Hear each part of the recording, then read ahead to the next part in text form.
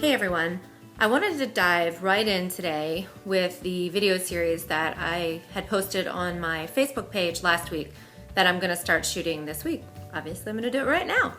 What we're going to start talking about is, let me give a little bit of background real quick. So for anybody that knows me, you know that I've owned and run NVTAN since functionally 2003. We have had a website for that entire time, during which time I've probably spent $100,000 developing that website. Long story short, basically what happened is someone hacked our servers and then deleted not only my website, but all of the backups because we didn't have backups on another server. So that was my mistake, and that will never, ever happen again. That said, all of the information, pictures, everything has to be rebuilt. So as I explained on my Facebook page, I figured if I have to go through this, what will no doubt be a painful process, that I might as well help other people on the way. I'm going to talk about how to pick a name, how to secure a domain name, how to have a matching email address, social media, all of that. I'm just going to break it up into little teeny bite-sized bits. So that's some background. I should start this by saying that I look at what happened with respect to all of that information being deleted as my own responsibility. Yes, someone did it. Yes, it was malicious. And yes, it was hurtful. But at the end of the day, it's my business. It's my responsibility to protect it. So I'm taking full ownership of that. And again, it will not happen again. I am not a security advisor for e-commerce. If you're looking for that kind of advice, this is the wrong channel. What I am extremely good at is internet marketing and branding. And so that is what I will be talking about on this channel. If that interests you, stay tuned because we're going to start right from the bottom and talk about how to pick your company name.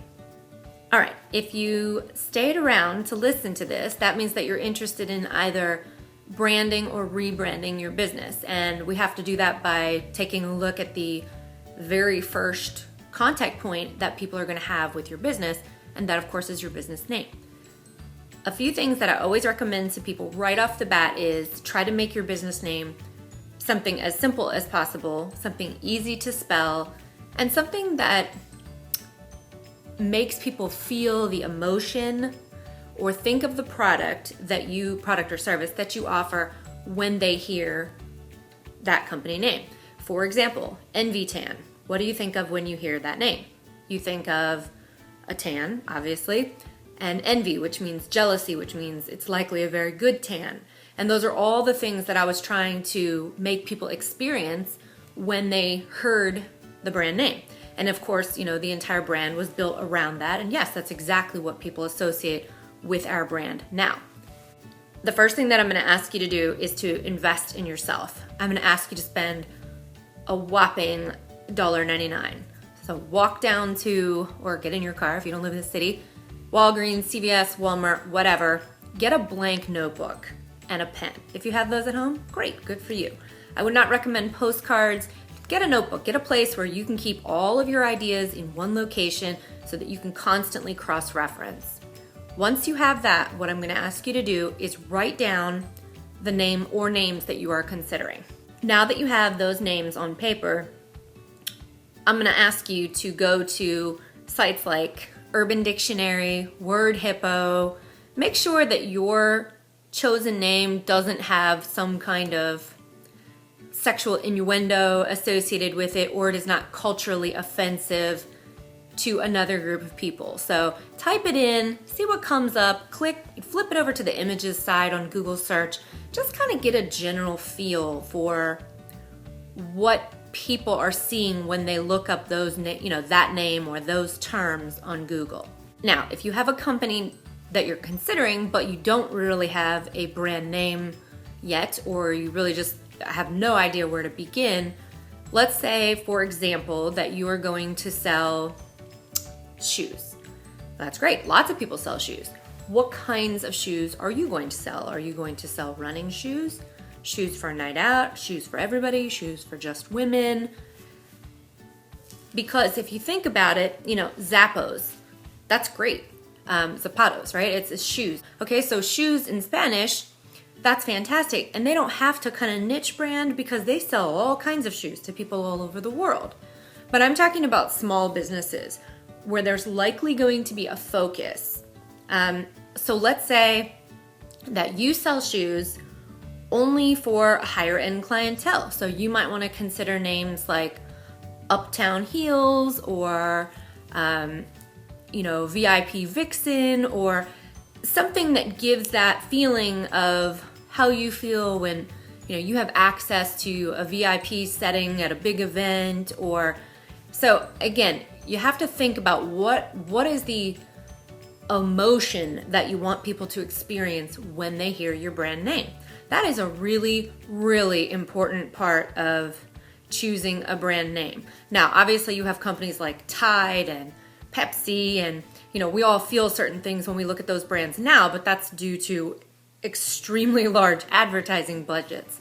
I'm talking about people who don't have access to that. So you're going to have to work on a completely different level than a Pepsi or a Coca-Cola or any of the rest of that. That's assignment 1, is take down that list of names, okay?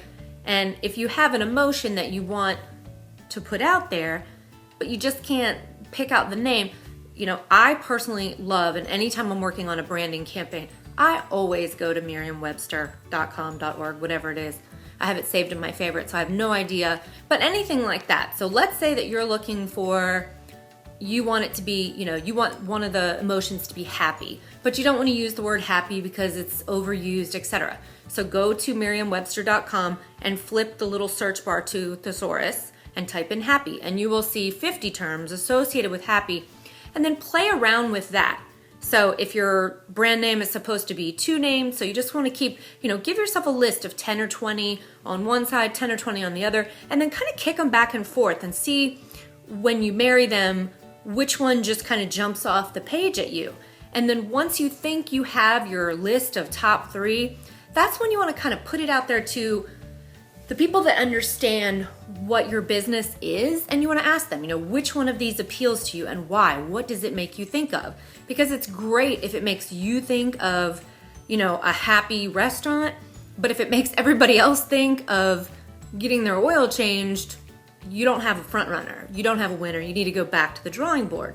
This is the easiest, most effective way to come up with a solid brand name. Now, I'm not saying defer to the judgment of everybody around you.